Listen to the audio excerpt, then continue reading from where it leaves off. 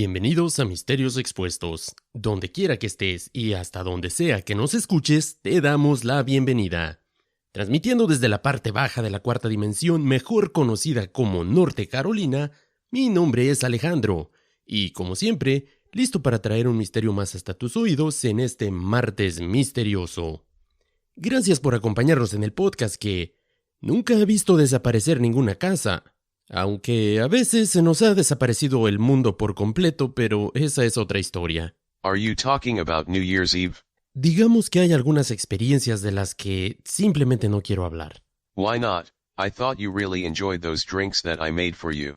Como dije, hay cosas que es mejor olvidarlas, pero ahora que lo mencionas, ¿qué había en esas bebidas que me preparaste la noche de Año Nuevo? It's a robot family recipe. ¿Qué había en ellas? You're right. We don't need to talk about that night no more. Creo que tú y yo tenemos que continuar esta conversación después de terminar de grabar, pero por ahora hay que comenzar con el episodio. Ubicado en Inglaterra, se encuentra un pequeño pueblo que a través de varios siglos ha reportado un sinnúmero de extraños fenómenos, desde visiones del pasado hasta una mansión que aparece y desaparece sin dejar rastro. Hoy hablaremos del misterio de Rougham. Comencemos.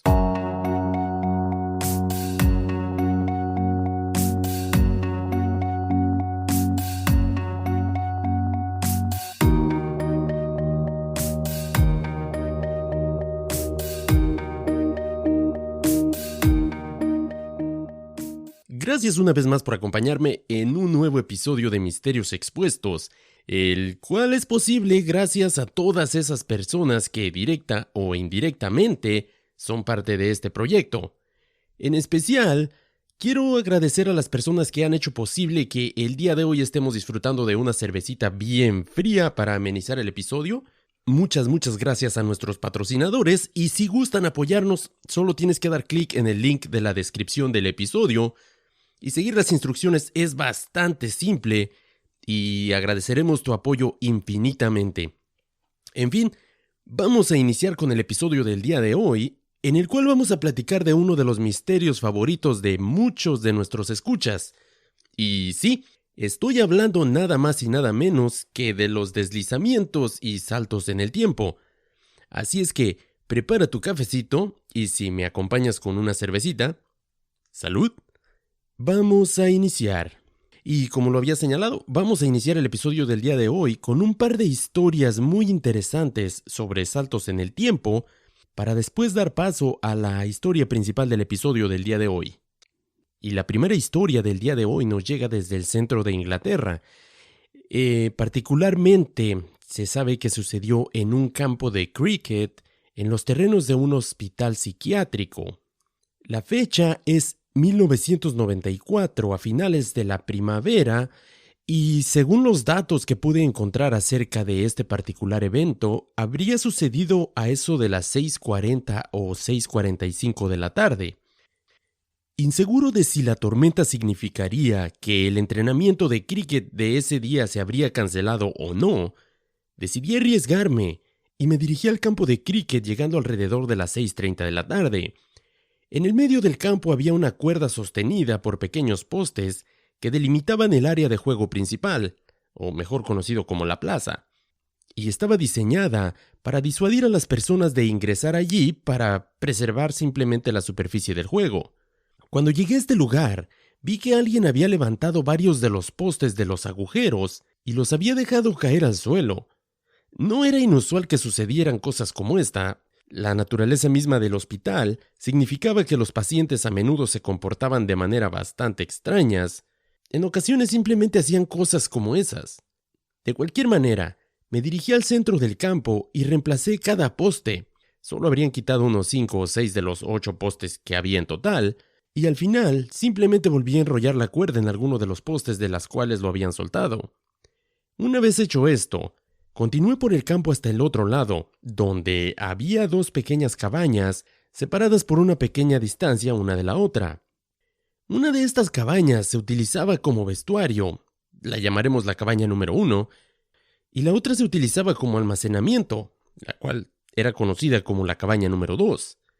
Nadie más había llegado hasta ahora, Así es que después de unos minutos, me alegré de ver llegar a un amigo en su bicicleta, pedaleando alrededor del campo, desmontó, apoyó su bicicleta contra la cabaña número 1, en el lado que daba hacia la cabaña número 2. Después de una pequeña plática, acordamos que parecía que el entrenamiento había sido cancelado.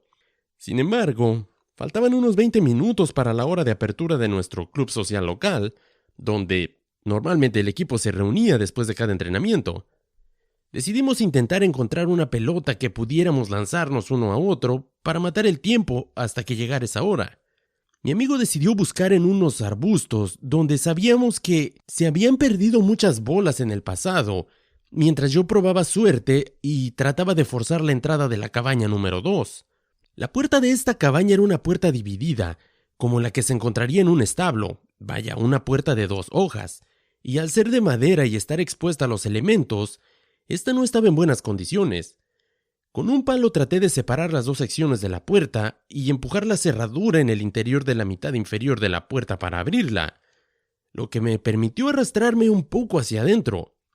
Sabía que había un maletín debajo de una mesa a mi izquierda, así es que me fui gateando de esa manera y busqué a tientas en la oscuridad durante unos 30 segundos más o menos, hasta que de pronto tuve éxito y encontré lo que había estado buscando. Sin embargo, pude sentir que estaba un poco retorcido y viejo, y en general no estaba en buenas condiciones. Después de dar marcha atrás en el camino en el que vine y volví a la luz, esto lo pude confirmar. Poniéndome de pie, me volví hacia el terreno de juego y estaba un poco perplejo. El cielo se había oscurecido y ahora había nubes grises en lugar del anterior cielo azul soleado.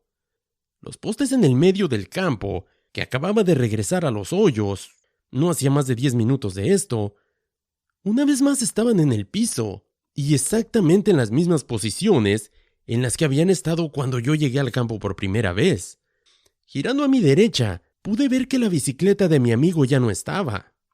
Rápidamente escaneé hacia los arbustos, pero él no estaba a la vista, y avanzando hacia la cabaña número 1, podía ver a través de las ventanas que ni él ni la bicicleta estaban en el lado más alejado de esa cabaña. Miré para ver si él se había ido, y trataba de ver si lo podía ver alejándose en su bicicleta.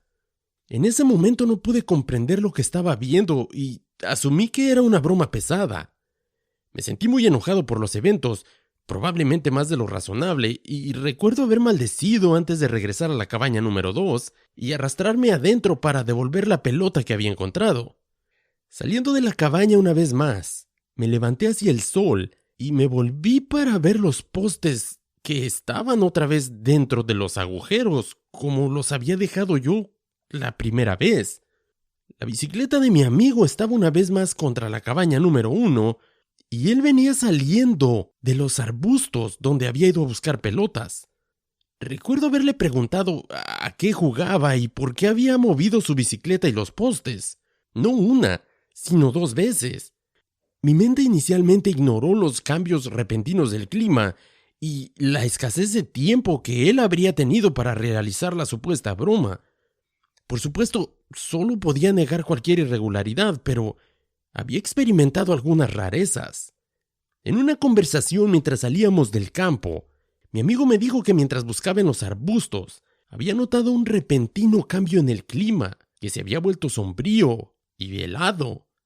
También se había vuelto para presenciarme avanzar desde la cabaña 2, echar un vistazo alrededor por unos momentos, incluso mirarlo directamente, murmurar y maldecir algo, y me vio cómo regresé a la cabaña.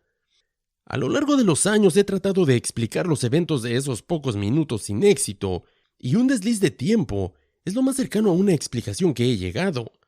Y si experimenté uno, no puedo decir qué tan atrás vi, aunque fue más probable que fuera minutos u horas en lugar de días o años. Fuera lo que fuera, la verdad fue muy inusual. Esta historia me hace pensar un poco en las ocasiones que experimentamos un déjà vu y lo extraño que puede sentirse el pensar que lo que está pasando en ese momento tal vez ya lo hayas vivido. ¿Tú qué opinas? ¿Qué crees que sucedió en este caso? ¿Por qué esta persona sale de la cabaña? El clima ya está diferente y su amigo no se encuentra por ningún lado. Y más aún, ¿cómo es que su amigo también se da cuenta de lo mismo, pero cuando él sale de esos arbustos, no puede ver a la primera persona? O sea, es como si los dos hubiesen tenido un desliz en la línea del tiempo, pero como si hubiesen ido, no sé, a tiempos diferentes, ya que ninguno de los dos pudo ver al otro. Es una historia que me pareció muy interesante y por eso fue que la incluí en este episodio. Ahora, la siguiente que les voy a presentar tiene como marco un lugar muy singular conocido por la gran cantidad de eventos de saltos en el tiempo reportados en este lugar en específico. Y si escuchaste el episodio número 1, recordarás el caso de Ball Street. Ese caso en el que el guardia iba persiguiendo al ladrón y este aparentemente al doblar una esquina simplemente salta hacia el pasado. Pues esta que te voy a presentar a continuación ocurrió en el mismo lugar. De hecho, todas las historias del episodio del día de hoy, todas vienen desde Inglaterra, porque la verdad la mayoría de las historias de saltos en el tiempo vienen casi por lo regular de la misma zona, lo que me parece bastante extraño. En fin, vamos a la siguiente historia. En la década de 1990, hubo una serie de la BBC de Londres muy querida llamada Buenas noches, cariño. La trama de cada episodio era más o menos irrelevante.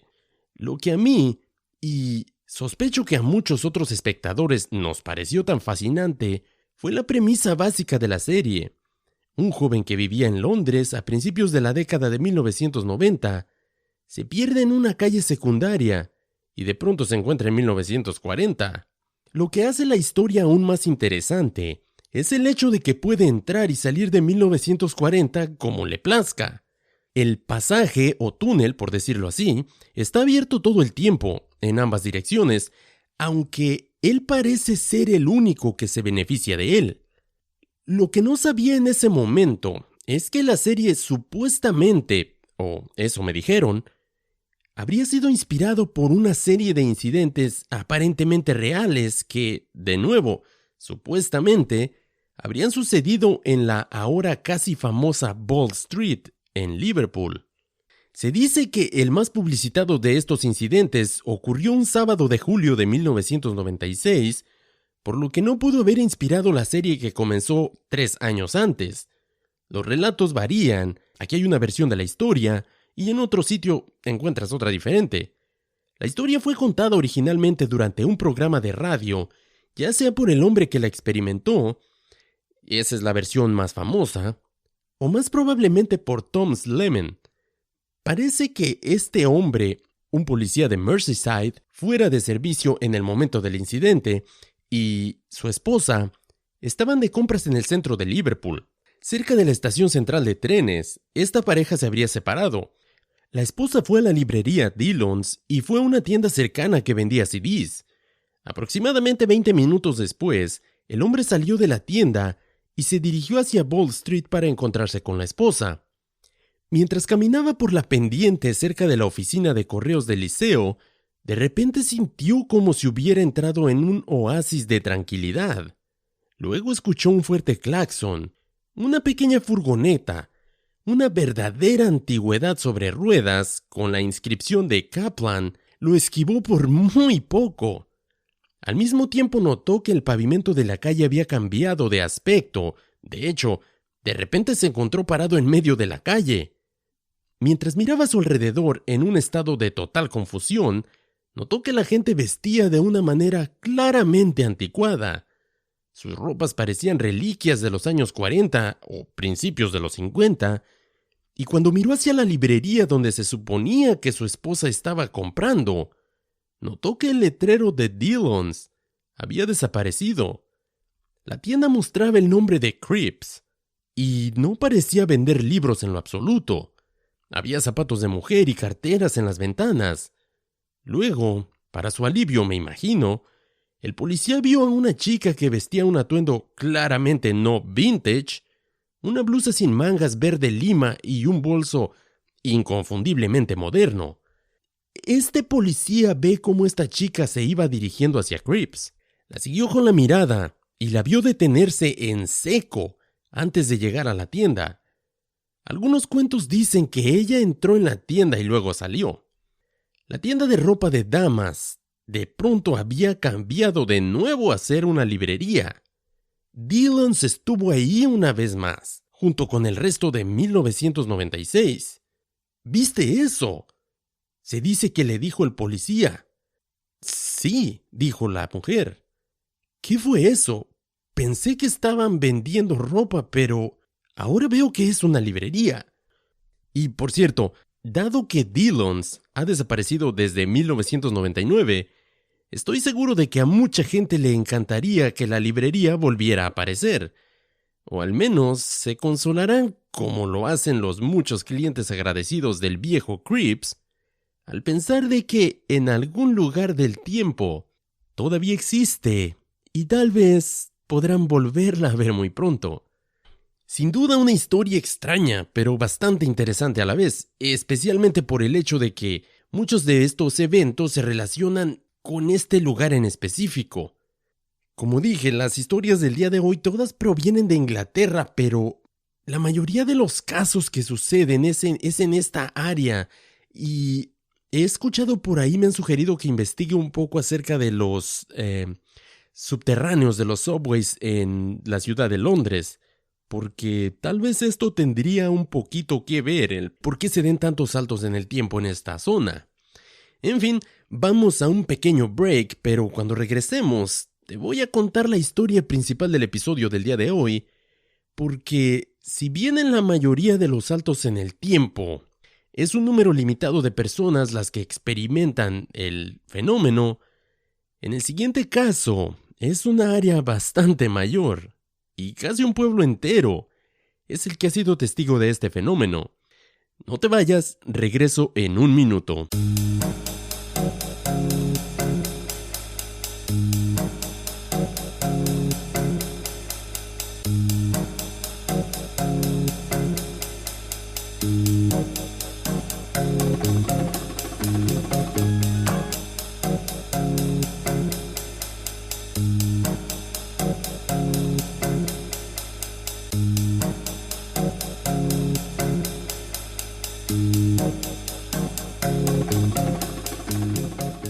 Y ya estoy de regreso. Como mencionaba antes del corte, el fenómeno de saltos en el tiempo es al parecer algo que no sucede tan a menudo como quisiéramos, o tal vez simplemente no se reporte del todo. Digo, si la situación fuera diferente, no habría tardado 44 episodios para volver a tocar el tema y encontrar, historias un tanto creíbles. En fin, todo el mundo ha oído hablar de las casas encantadas. Lugares siniestros donde eventos extraños y terroríficos suelen suceder. Pero ¿qué pasa cuando en estos lugares no solamente el interior de la casa es presa de este fenómeno? Quiero decir, ¿qué pasa cuando la casa misma es la que se comporta de manera inexplicable? Y cuando hablo de la casa, me refiero a esta de forma literal. El llamado Rotham Mirage, o el espejismo de Rotham, ha dejado perplejos a los lugareños, visitantes y aquellos fascinados con lo paranormal durante más de 150 años. En un tramo de carretera entre Bradfield Street, George y Rotham Green, en Inglaterra, se han reportado por varios siglos un evento por demás extraño. Según los reportes, una casa completa. Sí, escuchaste bien. Una casa completa, y no solo el edificio en sí, sino sus jardines y hasta la barda perimetral, aparecerían y luego desaparecerían sin dejar rastro alguno. Varios testigos relatan una historia muy similar. La aparición repentina de una gran mansión de ladrillos rojos de estilo georgiano con jardines elaborados, los cuales desaparecen cuando el observador intenta hacer una inspección más cercana. El primer avistamiento reportado de este extraño evento se remonta hasta 1860, cuando una persona de nombre Robert Palfrey habría tenido un avistamiento de este, entre comillas, llamado espejismo. Según esta persona relató, estaba disfrutando de la última luz de una tarde de junio en los campos de Rotham, cuando de repente sintió un frío en el aire. De repente, de la nada, apareció una gran casa de ladrillos rojos y sus jardines llenos de flores de verano.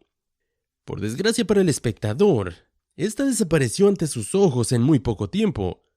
Si bien, como dije, este es el primer incidente reconocido, su ascenso a la fama como un lugar donde se aprecia un extraño fenómeno comenzó en 1934, cuando Edward Bennett estaba compilando un libro de apariciones y casas encantadas.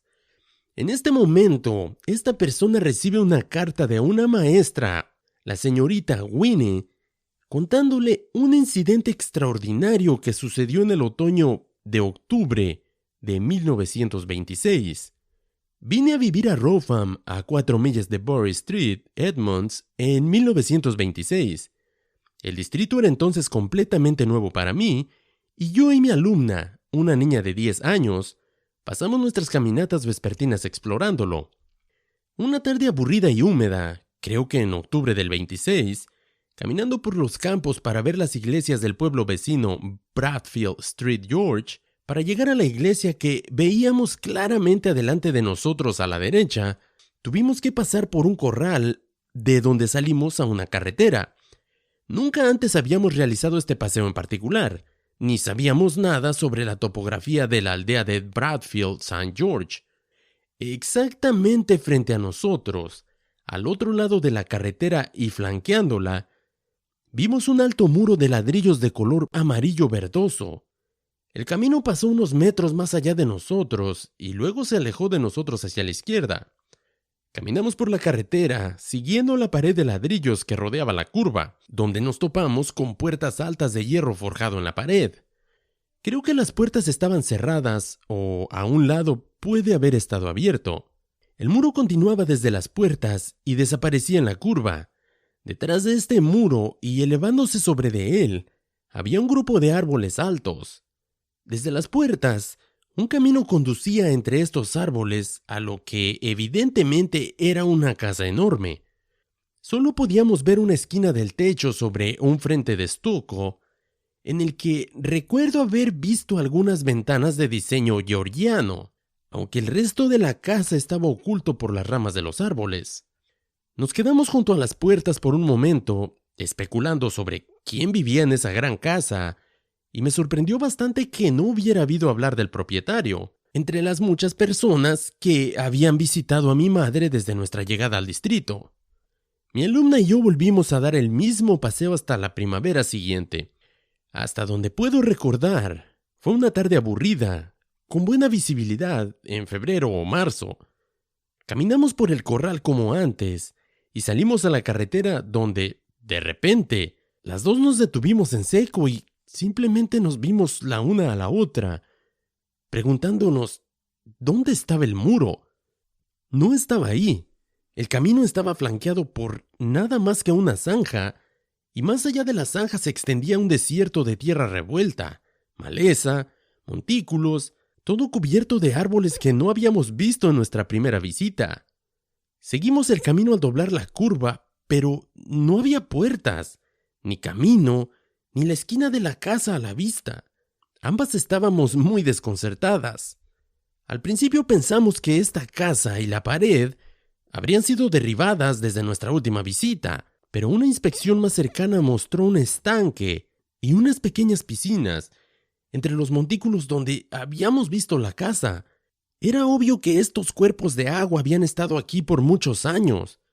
Entonces, ¿dónde estaba la casa? Uno puede estar equivocado con respecto a la edad de un estanque. La naturaleza puede funcionar muy rápido. Pero después de escuchar las historias que la gente del pueblo contaba al respecto de este lugar, supimos que lo que habíamos visto definitivamente no era un espejismo. Otro relato muy famoso es el del bisnieto de la persona que reportó el primer avistamiento. Según esta persona, estaba montando una trampa para ponis cerca del pueblo con el carnicero George Wiley, cuando de repente sintieron cómo la temperatura habría bajado de golpe. Esto provocando que el pony se encabritara con miedo y Wiley fuera arrojado al suelo. Ahora, según esta pareja relata, Se habría escuchado un sonido extraño como si el aire estuviera siendo desplazado. Antes de que nadie pudiera acudir en la ayuda de esta persona que estaba tirada, relatan cómo un enorme edificio georgiano de 3 pisos, con todo y jardines, aparecieron a la vista en lo que antes había sido un campo vacío. Obviamente en estado de shock, más por la caída que por lo que estaba viendo, se voltearon a ver uno al otro, tratando de buscar una explicación sobre qué es lo que estaban presenciando. Para su sorpresa, en ese momento la casa se envolvió en una niebla muy espesa, y luego supuestamente solo habría desaparecido. «Es la tercera vez que veo que esta maldita casa aparece», dijo el carnicero sin impresionarse, mientras simplemente se limpiaba el polvo. «Y esa parte me encanta. Digo, este tipo simplemente es como, otra vez esta casa se aparece y desaparece.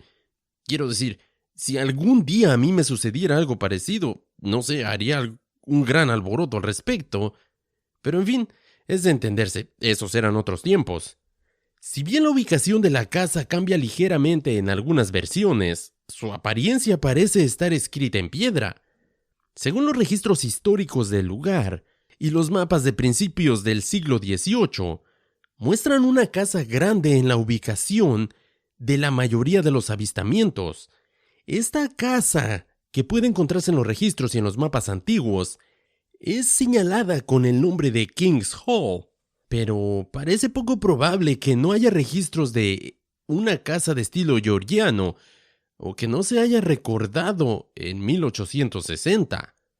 En la década de 1940, una persona de nombre Edward Bentley estaba entregando catálogos de ropa. Mientras él y 2 colegas conducían por Southall Street, Edward vio una gran casa de estilo georgiano, apartada de la carretera, rodeada con una pared de ladrillo de apariencia verde amarillenta. Como todo un buen vendedor en busca de una posible comisión, le pidió al conductor que se detuviera y retrocediera con dirección a la casa. Pero cuando miró por segunda vez, la casa se había desvanecido en el aire. ¿Cómo era esto posible? Algo que quiero mencionar es que fragmentos de una pared de ladrillo verde amarillenta han sido de hecho encontrados por muchos de los investigadores, lo que sugiere que una casa real bien podría haber estado en el área donde se aparece la mansión fantasma. Hay varias teorías sobre la desaparición de la casa de Rotham. Algunas personas creen que es un espejismo, aunque la mayoría cree que representa un salto en el tiempo y que esto es lo que están experimentando todos estos transeúntes. El investigador Carl Groves tiene la teoría de que el área tiene algún tipo de energía inusual que hace que esta casa simplemente aparezca y desaparezca. Cualquiera que sea la causa, el misterio de la desaparición de la mansión de Rotham ha persistido durante más de 150 años. Y como hay un sinnúmero de casos que afirman haber visto este tipo de fenómenos en el lugar. Y aunque el más conocido es el que se relaciona con esta famosa casa, al parecer toda esta zona está plagada de apariciones y eventos extraños. Otro foco de eventos extraños en esta misma área es conocido como Gypsy Lane, la carretera que sale de King's Hall Street, inmediatamente al sur de un par de bungalows que se han vuelto muy famosos alrededor de este fenómeno. La familia Rose, que ha vivido en el segundo bungalow durante muchos años, afirman haber tenido muchos sucesos que son verdaderamente extraños.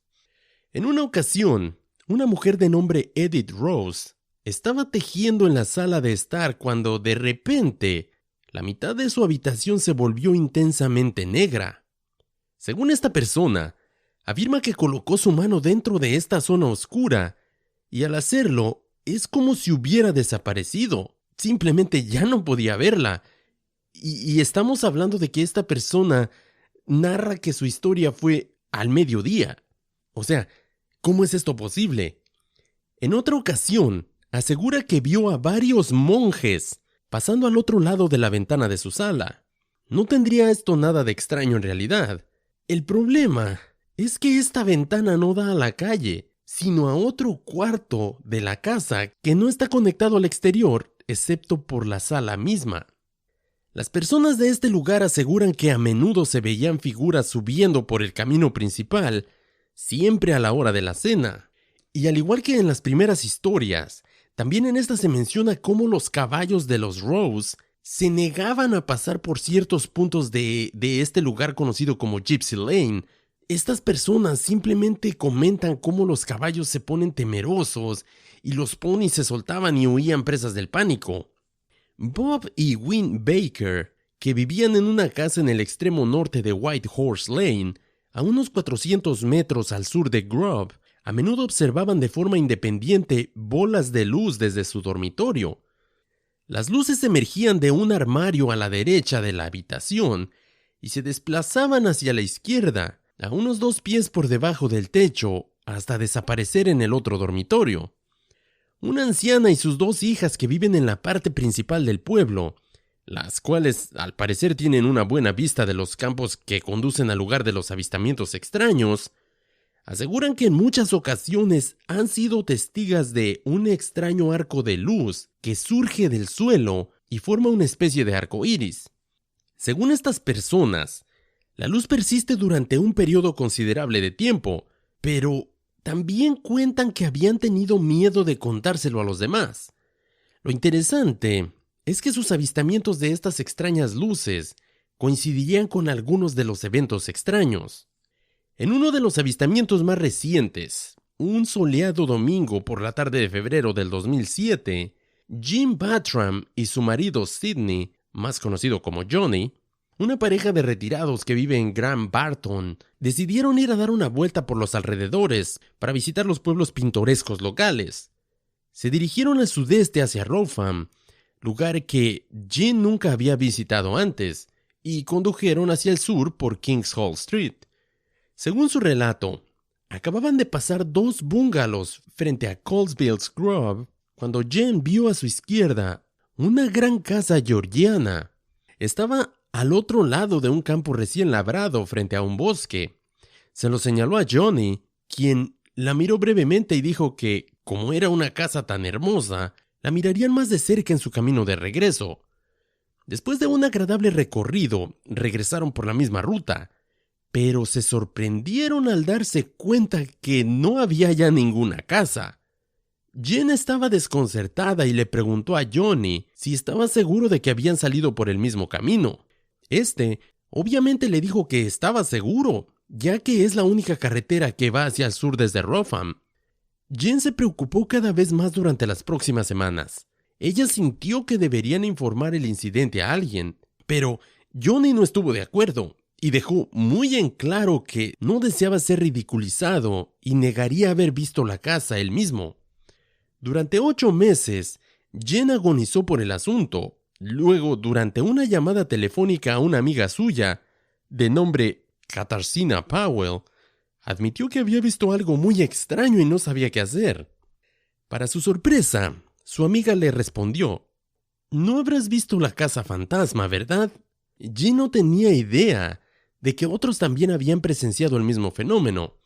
Su amiga le contó que el novio de su hija también la había visto mientras paseaban una tarde en su camioneta. Lo único extraño era que mientras la mayoría de los otros testigos habían visto la casa en el lado oeste de Kings Hall Street, ella la había visto en el lado este. Al parecer hay un desacuerdo general entre la comunidad de Rougham sobre de qué lado del camino aparece la casa, sugiriendo tal vez que pueda ser en los 2 lados, simplemente que un lado se reporte más que el otro. Es un fenómeno bastante extraño y podría citar un sinnúmero más de avistamientos. Obviamente por el tiempo no puedo hacerlo, pero quiero citar esta última parte que encontré. Una anciana en este lugar afirma que ella está segura de que era una casa de estilo georgiano bastante grande y que estaba un poco a la derecha de Gypsy Lane, un camino estrecho que va desde Kings Hall Street, inmediatamente al sur de uno de los bungalows que mencioné en otra historia anterior. Esta anciana afirma que según las viejas historias de este pueblo, hacía varios siglos que este lugar, conocido como Gypsy Lane, era un camino originalmente empleado por los monjes para transportar madera a la abadía de Bury Street Edmonds, lo que le da un giro totalmente distinto a esta historia, porque entonces no solamente es esta casa que al parecer se desliza en el tiempo, sino que los avistamientos de estas personas, de estos extraños monjes dentro de sus casas, estarían ligados también a todo este asunto. Así que en conclusión, como la mayoría de las personas que se han dado la tarea de conocer y estudiar este lugar en particular, un servidor comparte la opinión de que esta casa puede estar experimentando un desliz, salto o desplazamiento del tiempo, como quieras llamarle, aunque la última opinión, como siempre, la tienes tú. Yo solo estoy aquí para exponer el misterio, traerte las historias. Tú eres quien decides si lo crees o no. Es un caso extraño, como todos los saltos en el tiempo. Es un tema bastante misterioso, que obviamente espero que lo hayas disfrutado, que haya valido la pena esperar 43 episodios para volver a tocar el tema. Y, en fin, esperemos que no tengamos que esperar otros 43 para volver a retomarlo. Como siempre, no olvides recomendar nuestro podcast y si tienes 5 minutos, te pido por favor que califiques a Misterios Expuestos en Apple Podcast si nos escuchas en esa plataforma. Por mi parte es todo por esta ocasión. Nos escuchamos en el próximo episodio. Mi nombre es Alejandro, transmitiendo desde el punto más alto de Carolina del Norte. El Mystery Bot al otro lado de la mesa. Mantén la mente abierta. Manténganse misteriosos. Until next week, humans. Hasta la próxima.